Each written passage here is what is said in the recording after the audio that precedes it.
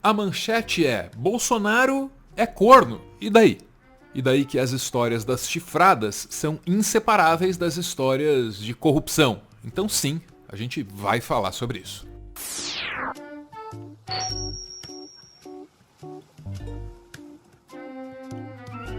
Nos anos 80, o Bolsonaro prometia explodir quartéis e uma represa, como parte do seu jeitinho de reivindicar melhores salários para ele e para os colegas militares. Pois é, sindicato é coisa de esquerda, não presta. O certo mesmo é ameaçar explodir coisa por aí para reivindicar melhores salários, melhores condições de trabalho. Foi nesse contexto aí que os insatisfeitos com o colega indisciplinado fizeram circular um memorando dentro das Forças Armadas. Procure averiguar com quem a sua esposa sai durante as tardes de aula na Faculdade Castelo Branco. Procure averiguar por onde a mesma andou, motéis, durante as tardes que você estava nos exercícios da ESAD em Campinas, Rondonópolis e Brasília. Não vou nem mencionar a parte que fala em prostituta. Nessa época aí, o Bolsonaro era casado com a Rogéria, que é mãe do Flávio, mãe do Carlos e mãe do Eduardo. Depois disso, o Bolsonaro conheceu a Ana Cristina. Os dois ficaram juntos, mesmo sendo casados com outras pessoas.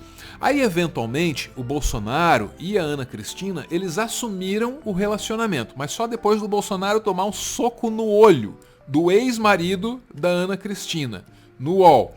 De Miss, a peça-chave da rachadinha, a vida da segunda mulher de Bolsonaro. E vamos pro texto.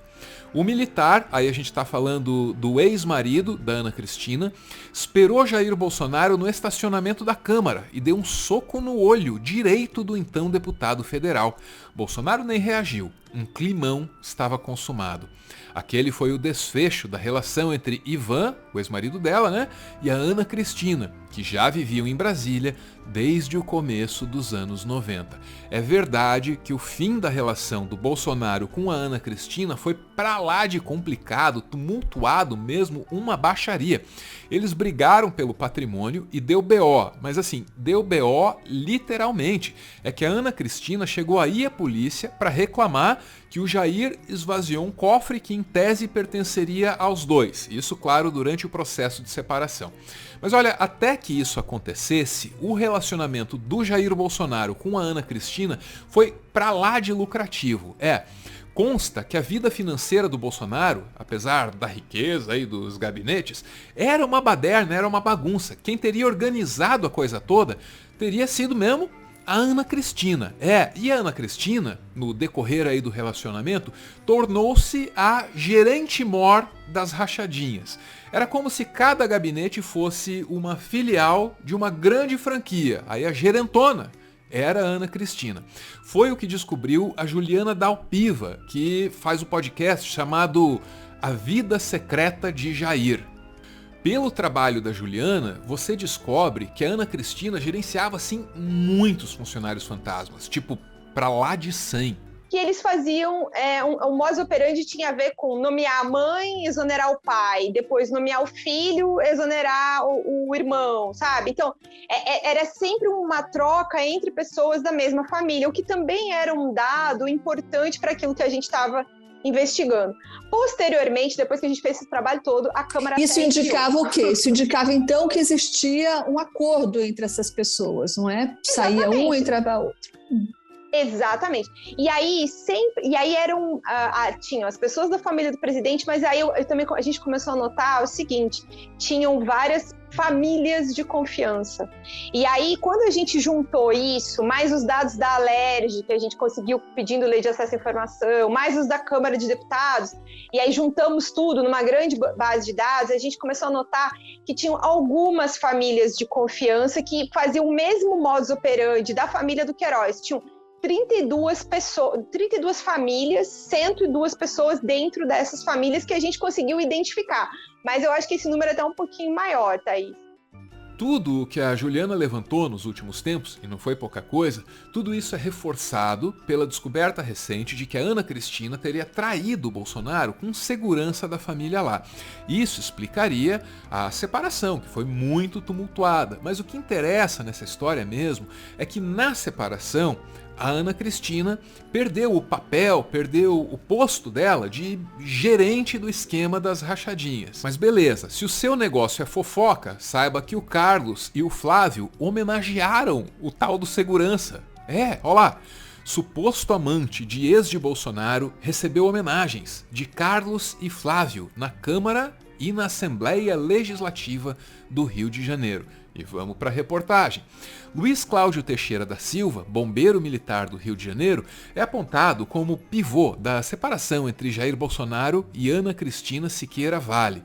Segundo relatos de Marcelo dos Santos, ex-funcionário da família Bolsonaro, a ex-esposa de Bolsonaro tinha um caso com o bombeiro, o que motivou o divórcio em 2007.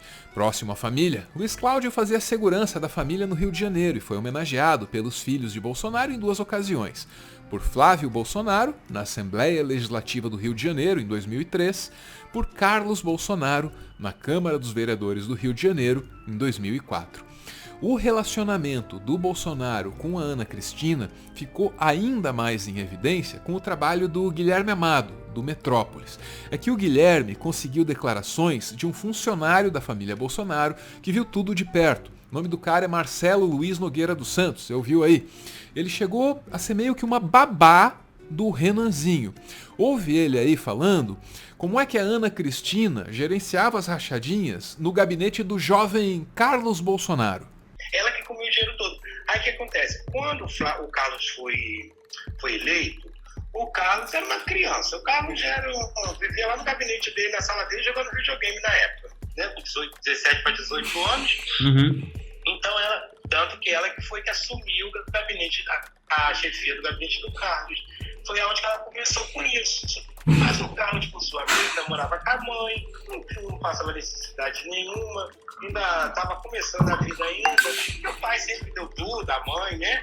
Então ele não fez questão, assim, ele não sabia, mas também não se envolvia, não. Ele ganhava o salário dele, né? O que interessa mesmo é isso aí, porque envolve dinheiro público e, para sintetizar, é você sendo roubado.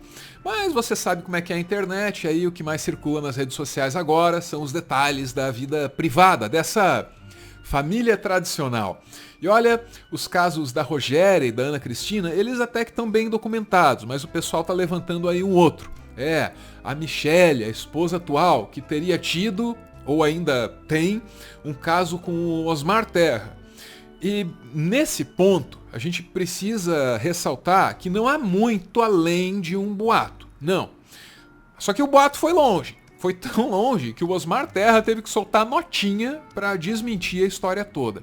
Aí, para ajudar essa onda aí de devassa da intimidade da família Bolsonaro, para ajudar nisso tudo, apareceu o Rodrigo Maia para dizer umas coisas. Eu tenho uma grande dúvida. Você chamava o Bolsonaro de gay? Eu acho que é.